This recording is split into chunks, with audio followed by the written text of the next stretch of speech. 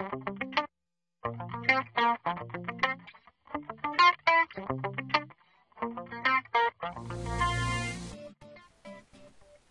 morning, everybody. Welcome to the Trading Market Technicals morning call video for Tuesday, October 22nd. We did get a little bit of a pause in the market. Dow Jones down 7.5, Nasdaq down 5, S&P up just a fraction, and the Russell down 2. And this is to be expected, and this action, believe it or not, is quite bullish, that we cannot get a little bit of a pullback in this last 6-7 days of just straight up price action.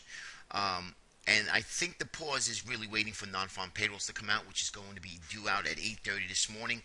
This has been delayed due to the government shutdown, and now it's going to be reported this morning. Now, this is going to be a big number, guys. It usually always is, but especially today, this is going to be a big number. And a lot I could see in the overnight session.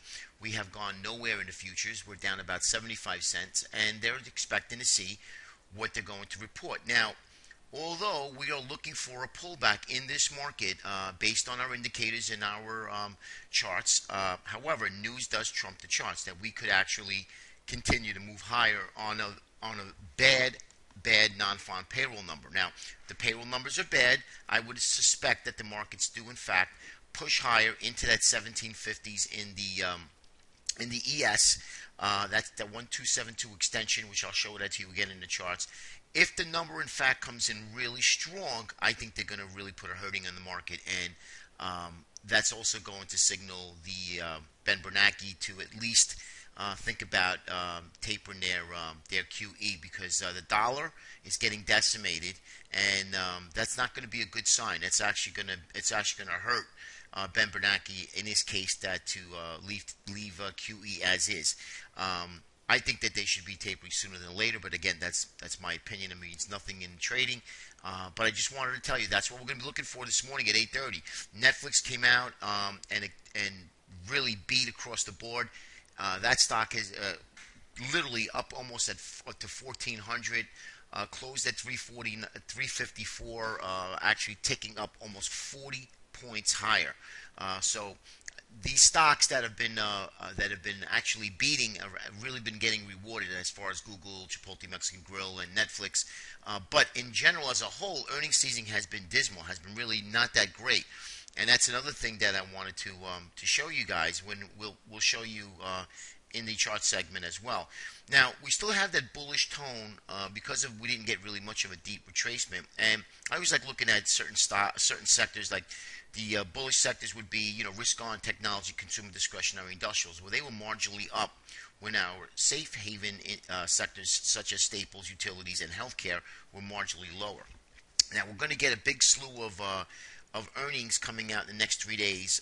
Today, I think we had like 104 reporting. Tomorrow's like 150, 160, and then on Thursday, it's about 280. So that's going to be really the 3 days of where this digest of earnings are going to be. And if the earnings continue to really be selective and few, and most of the earnings are misses, I think at one point you're going to say to yourself, as well as some of these managers, say, okay, you know what? We have profits in this, and this. Let's start taking some profits, and I think you're going to get that pullback.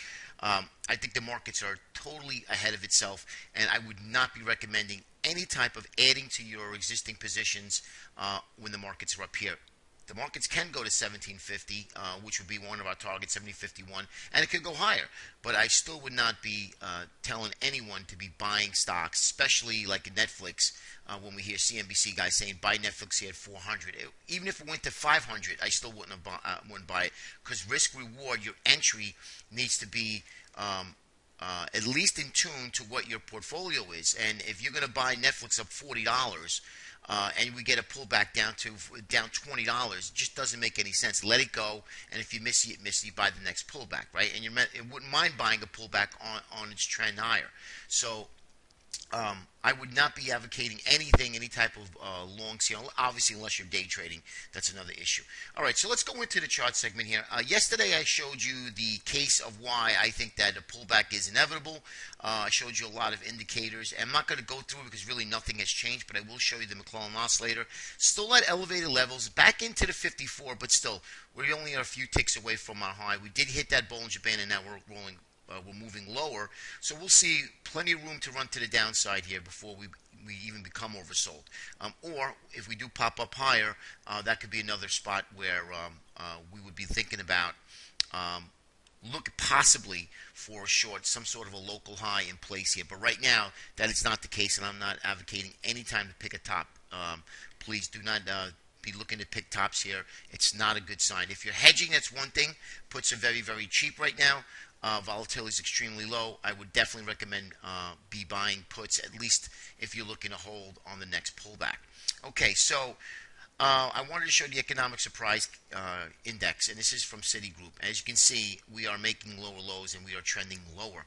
So keep an eye on this, because there's a lot of chock full of economic data coming out today, aside from the non-farm payroll numbers. So this is not that great as well.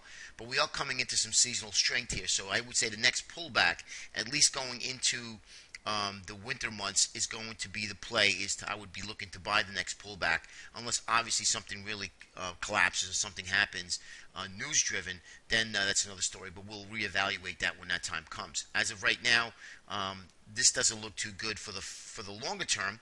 But it does happen that we just kind of base and then we start breaking higher, and then all of a sudden our economic data is actually beating. So right now, this is not something that we would like to see as a whole here. And this is basically a little bit of a longer-term picture. What I want to do is take a look at the VIX. And the VIX here, we did hit that Bollinger Band. That would create a sell signal in equities, a buy signal in the VIX, but the VIX didn't go anywhere. Did produce a black candle, but we're still at the lows here. So let's see if the VIX can pick up steam. That's one indicator that I'll be watching real closely today, as I do every day. Here's the dollar. Now, the dollar here just put in a small doji. The dollar has a chance of really breaking down here, guys. And if the non-farm payrolls come out and they like the non-farm payrolls number, the dollar's going to get decimated here, and the dollar's going to really fall back down to that 79 area. So keep an eye on the dollar today. That's going to be another clue of what to expect in the markets. Yeah, CBOE closed still bullish. As you can see, we're outside that little trend line here. So volatility is still low. Bullish sentiment is extremely high. That's another reason to be cautious in the markets as far as buying. Now, let's get into, as we know, we always like to do a crude oil and gold segment. Now, crude oil, I don't have the chart as far as crude, but I did mention as far as the USO, be very careful. We have a head and shoulders pattern where we broke that head and shoulders pattern. So that bearish pattern now has triggered to the downside, and I'll show that to you in a minute. But what I do want to show you is I want to show you some of the metals. Now, palladium. This is the quiet leader. Now, if anybody follows gold, you need to follow what palladium is doing. Now, I am bearishly in the short term, bearish gold in the short term, until it gets to that 1,000, 1,100-ish area, and then I would be definitely buying gold with two hands. That's just me. But as of right now, I think that gold has been broke out of a bearish symmetry, lower highs and lower lows, and now is outside of that, which I'm going to show you as well. So I think for a trade, gold may be headed at least higher for some sort of a relief rally. And why? Well, palladium now is in a symmetrical triangle, as you can see. We're just about breaking out of this. If palladium can break out and back test this low, this upper trend line, and then begin to start moving higher, palladium is going to be the driving force of all the other metals. And let's take a look at gold. This is gold, the spot gold end of day price. The lower lows and lower highs have been broken. Bearish symmetry has been breached, and now we are looking for at least an upside target. Again, back to this 1416, 1425-ish area, which would be perfect, because by the time that comes up here, this 200-day moving average will be much lower, back into this area here, where this would be a perfect spot to get short gold. Okay, I'm not a big fan of shorting gold in here. Gold could easily rip in your face, as it did here on Thursday. So that's why I'm a better buyer of gold lower or a short seller of gold higher. So here, to me, there's not a play. However, if you do want to trade gold for maybe a 1 or 2 day swing trade, and if gold does take out Friday's high, then I think you got a legitimate spot of running higher here in gold. And here's another reason why. Look at copper. Copper is in a symmetrical triangle. Now, copper was at one point the leader in our markets, in equity markets. They used to call it Dr. Copper. They still do, but copper has not done anything of what the markets were looking for. As if anything, it has sold off, as you can see here in these bearish patterns. Bull flag never materialized, broke out, and now falling into this symmetrical triangle here. Now, if gold pops, as well as palladium is doing, copper will break out too, and this is what we want to look for, right? We want all cylinders humming as one. And if you see this, take a look at silver.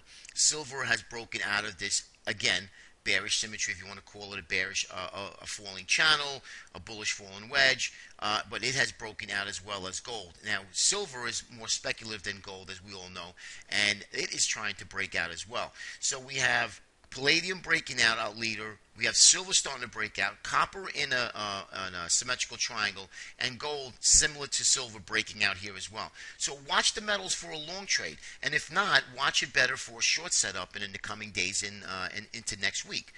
So that's what I'm looking for with silver here. This is going to be a trade possibly in the next few days.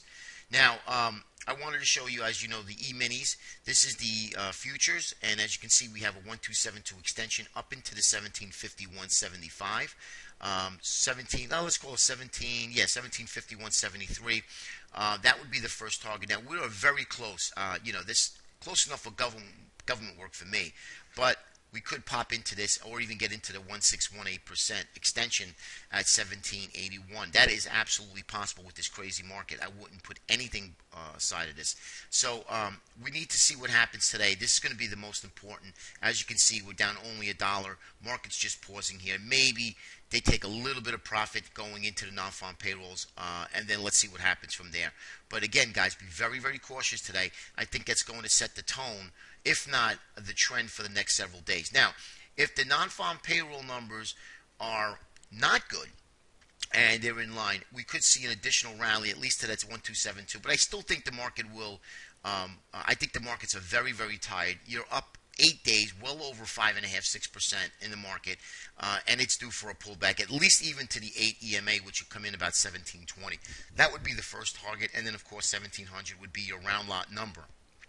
And this market could easily get down to 1680, 1690, this upper trend line, and still be in an uptrend. So these are the targets, really, what I'm looking for. The first pullback would be 1720, 1700, and then anywhere into that 1675. We wouldn't want to take this local low in here, which would be 1640. If we take that out, then we see a deeper downside correction. But as of right now, I really don't see that happening. A lot of support coming into this area here. So we'll just take it one step at a time. Here is the diamonds, as you can see. Caught that upper trend line from the November 2012 low. Again, this to me, we're pausing. Logical spot for a pullback back to the 50-day moving average, if in fact we get one. Here is the spiders. As you can see, the spiders as well held those two fib clusters, and we are back into this confluence area of resistance, which comes into the November 2012 lows, and of course we have this sideways trend line. So we're stuck in this area here. So logically, a good spot would be to come in the spiders around 170.